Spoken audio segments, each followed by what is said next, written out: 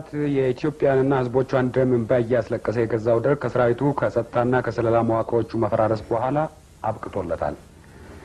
ይህ የደርግ አገዛዝ አበቃ ማለት ግን በደርግ ይካሄዱ የነበሩ ጸረ ህዝብና ጸረ ዴሞክራሲ ተግባራት አከተመ ማለት አልነበረም።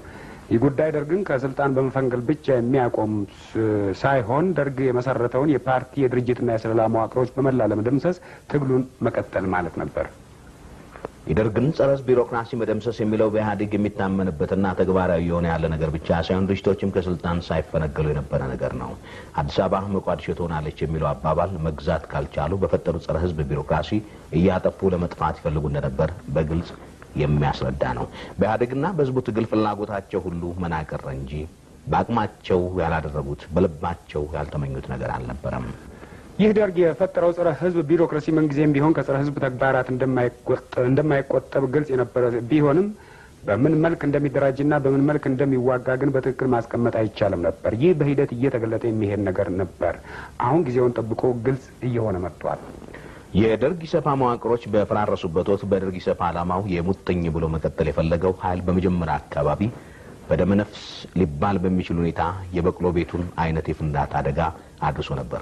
ብርቱ የመደራጀት ሙከራም አድርጎ ነበር። እንደተመኘው የመቋዲሾን ሁኔታ ግን አልፈጠረም። እንደ ደርግ ኢሰፓም መቀጠል አልቻለም።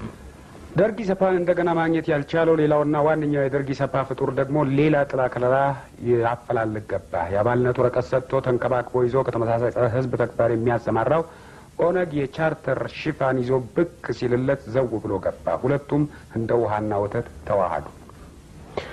የኦነግ ሂደት ከሱዳን ድንበር ቆላማ ቦታዎች ከጨለንቆ ጋራዎች ጠባብ ክልል ወጥቶ ሀገር ምድሪቱን እስከሚያለብሳት ደረጃ ድረስ በፈረሰው የደርግ ሰራዊት አበጠ።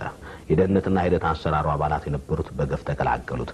በደርግ ጸረ ህዝብ ቢሮክራሲ ከላይ እስከታች ተጥለቀለቀ። ኦነግን ደርግ ኢሰፓ አይገማውምና አብረው መግማማት ቀጠሉ። መቼም እስከ ደርግ ውድቀት ድረስ ይህን ሻለቃ ደመሰስኩ ያን አውራጃ ተቆጣጠርኩ ሲል ሰምተን አናውቅም። አሁን ነጻ ግዛት በነጻ ግዛት ሆነ። 17 ዓመታት ሙሉ እንደ ኤሊሲያ ዘግም እንደ አባ ጨጓሬ ሲንፏቀቅ ቆይቶ አሁን በቻርተሩ ዘመን ነብር አንበሳ ሆነብን። ማት መኪና፣ ማት ድልድይ፣ ማት ቡና ዘርፎ አወደመ። ድንጋይ ቆሞ ቀረ እንጂ በመላ ኦሮሚያ የፈለገውንና የቻለውን ሁሉ ዘረፈና ካበተ። እብጠት ይሏልማ ይኸው ነው። የኦነግን ባህሪና አሁን ያሳበጠውን የደርግ ኢሰፓ ጸረ ህዝብ ቢሮክራሲ ጨምረን ኦነግ የማታ ማታ ምን እንደሚሆን ለታሪክ ምስክርነት ትተን አሁን ምን እያደረገ እንዳለና ምን ማድረግ እንደሚችል መግለጹ አስፈላጊ ነው። የቻርተሩ ሽፋን ስላለው አንድ እግሩ በቻርተሩ ውስጥ አድርጎ በኦሮሚያ መሬት የገዛ ድልድዩን የማፍረስ የገዛ ንብረቱን የመዝረፍ መብቱ እንደተጠበቀ ሆኖ ማዕከላዊ መንግስት ለማዳከምና ለመናድ በብርቱ መንቀሳቀሱ አይቀርም። ያው መከረኛው ቻርተር እየተጠቀሰ እኔ ለቻርተሩ ተገዢ ነኝ፣ ኢህአዴግ ግን በብሪት በብልጠት በቅጥፈት ይህን አደረገ ያንን አደረገ ማለቱን ይቀጥላል። አንዱ ችግር የቻርተር ነውና መገናኛ ብዙሃንን የምክር ቤት ወንበሩን ለዚህ እኩይ ተግባር ይጠቀሙበታል። የሽግግር መንግስቱ አምባሳደር ተብዬዎች ሳይቀሩ ከዚህ ኦነጋዊ አጥር ውጪ አይደሉም። አንድ እግር ከቻርተር ውጪ ከሆነ ሌላ ድራማ ይግድ ይቀጥላል። ለብዙ ጊዜ መለስተኛ ሊባል በሚችል ደረጃ ሊካሄድ የነበረው ጦርነት እየተፋፋመ ይቀጥላል። ከገጠር ወደ ከተማ እየተቀጣጠለ ሄዶ አዲስ አበባም የገዛ ፍንፍኔያቸው ነውና ሞቃዲሾ እንደሚያደርጉት እየደሰኮሩ ነው። የአሶሳን ታምር የሰራው ኦነግ የደርግ ኢሰፓ የምህንድስና ባለሙያ ተጨምሩበት ፊንፊኔን መቋዲሾ ለማድረግ ያዙ ልቀቁኝ እየተባባሉብን ነው። አቅሙ ካለ ፍላጎቱ የተትረፈረፈ ነው ማለት ይቻላል። ግን ምን ይሆናል? ምኞትና የማድረግ አቅም በመሰረቱ የተለያዩ ነገሮች ናቸው። የፊንፊኔና የመቋዲሾ ፖለቲካ ሁኔታ የተለያዩ ናቸው። ለሰላም የቆመ መንግስት አሁን ድልድይ የፈረሰበት በትዕግስት ሁሉን ሲችልና የሚችለውን ማድረግ ሲጀምር የሚፈጠረው ነገር የተለያዩ ናቸው። የትላንቱ ኦነግና የአሁኑ ከደርግ ኢሰፓ ቅሪት ጋር ተዳብሎ ያበጠው ኦነግ ይህን ይገንዘቡ። የኢትዮጵያ ህዝብ ሰላምን ይፈልጋል። ጸረ ሰላም ኃይሎችን ታግሎ እንደሚያቸንፍም እሙን ነው። እነዚህን ሀቆች ኦነግም ብዙ ጊዜ ይላቸዋል። ነገር ግን ለማለት ብቻ እንጂ ቁም ነገሩን አልተገነዘበም። ህዝብና መንግስት ሲጀምሩ ያበጠው ባሎን ይጨማተራል። ሞቃዲሾ የሚለው ማስፈራሪያም ያው እንደ ትላንቱ መናኛ ወሬ ሆኖ ይቀራል። የኢትዮጵያ ህዝብ ሰላም ፈላጊ ነው። ሰላምን ደግሞ ታግሎ ያረጋግጣል ማለት ሀቀኛ ትርጉሙ የሆነውና አደብ ግዛ። ተመልካቾቻችን እንዳናሰለቻችሁ አሁንም በዚህ ወንድማዊ ሰላምታዬ ከዚህ ከተማ ይድረሳችሁ እያልኩኝ ጽሁፍ እንደሚሆን አድርጉልኝ። ጠባብነትንና ትምክተኝነትን አመረው ተፋልመው በትክክለኛ የፖለቲካ መስመር ተመርተው በሀገራችን የሚገኙ የዜና ማሰራጫዎችን ህዝቡ በመሰለው መንገድ ተቃውሞውን ድጋፉን እንዲገልጽባቸው ላደረጉልን የኢህአዴግ ሰራዊት አባላት ምስጋና ይግባቸውና ይኸው በተያዝነው ዴሞክራሲያዊ ስርዓት ዜና ማሰራጫዎች እንደ ደርግ ኢሰፓ በአንድ የፖለቲካ ኃይል አምባገነን ሳይሆን መላ ድርጅቶችና ግለሰቦች ሰላማዊ የፖለቲካ ትግል የሚያካሂዱባቸው ነጻ መድረኮች ሆነዋል። ዜና ማሰራጫዎች ማለትም መገናኛ ብዙሃን የሽግግር መንግስቱና የህዝቡ ሀብት በመሆናቸው ከሽግግር መንግስቱና ከህዝቡ መሰረታዊ ባህሪዎች አንጻር ማንኛውም የፖለቲካ ድርጅትም ሆነ ግለሰብ ከሌላ ወገን ጎን ጋር ሊኖረው የሚችለውን የፖለቲካ ልዩነት በሰላማዊ መንገድ ለመፍታት ዝግጁ እስከሆነ ድረስ ያለምንም ጫና በነጻ የሚጠቀምባቸው መድረኮች መሆናቸው ይታወቃል።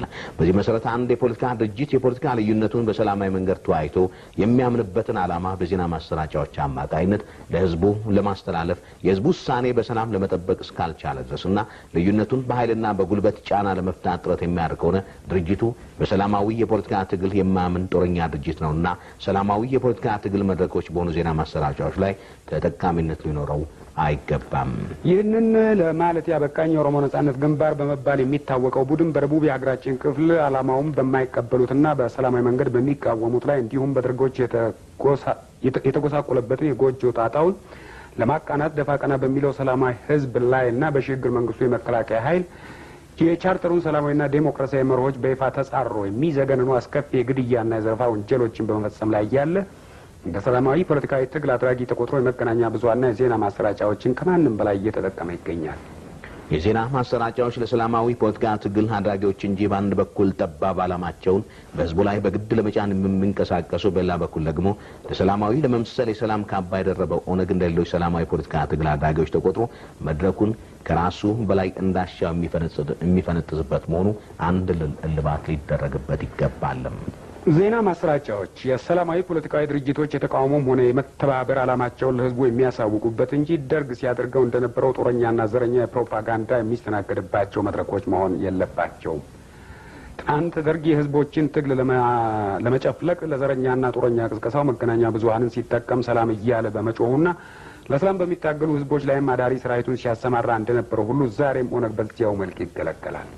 ኦነግ ሁለት ምርጫዎች ብቻ አሉት። አንድ ጦረኛና ጸረ ህዝብ ድርጊቱን በሚቃወሙት ልዩ ልዩ የፖለቲካ ድርጅቶች በሽግግር መንግስቱ የመከላከያ ኃይልና ሰላማዊ ህዝቦች ላይ ከመፈጸም ተቆጥቦ ፖለቲካዊ ልዩነቱን በሰላማዊ ፖለቲካዊ ትግል ለመፍታት የመገናኛ ብዙሃንን መጠቀም ሲሆን፣ ሌላው ደግሞ ጦርነትን እስከመረጠ ድረስ ለሰላማዊ ፖለቲካዊ ትግል የተለያዩ የፖለቲካ ድርጅቶች የሚጠቀሙባቸውን የመገናኛ ብዙሃን መልቀቅ ነው።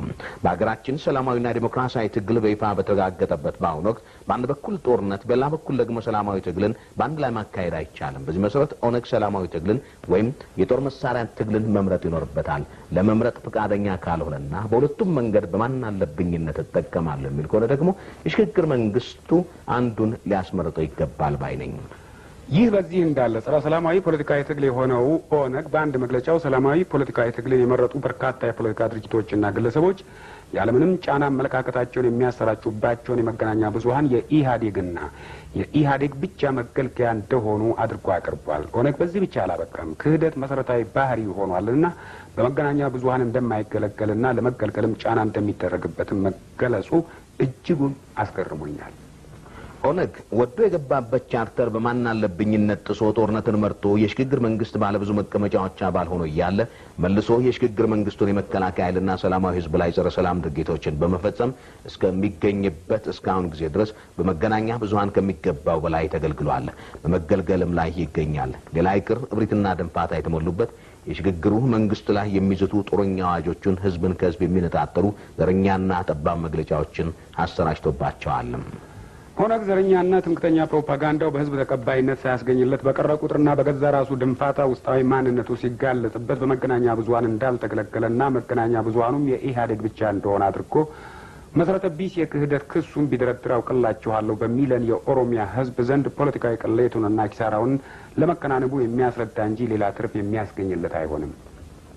የዚህ ጽሑፍ ዓላማ ግን በመገናኛ ብዙሃን አልተገለገልኩም ብሎ ባቀረበው ስሞታ ላይ መልስ ለመስጠት አይደለም። ዋናው መልእክቴ ኦነግ በአንድ ጊዜ ጦረኛና ሰላማዊ ለመሆን የማይችል በመሆኑ በአካባቢያችን የሚያቀጣጥለውን ጸረ ህዝብ ድርጊት ለማቆም ፈቃደኛ እስካልሆነ ድረስ እንደ ሰላማዊ ፖለቲካዊ ኃይል የመቆጠር ዕድል ስለሌለው የሰላማዊ ፖለቲካዊ ትግል መድረኮች በሆኑት መገናኛ ብዙሃን ላይ ተጠቃሚ የመሆን ህጋዊነት ሊሰጠው እንደማይገባ አበክሬ ለመግለጽ ነው። ጦርነትን ወይም ሰላምን ወዶ ባይመርጥ ተገዶ ሊመርጥ ይገባዋል። ሁለት እግር አለኝ ብሎ ሁለት ዛፍ ላይ መውጣት አይቻልምና። ዘይነባ ጣይርና ጓደኞቿ ምዕራብ ሐረርጌ ገለምሶ ከተማ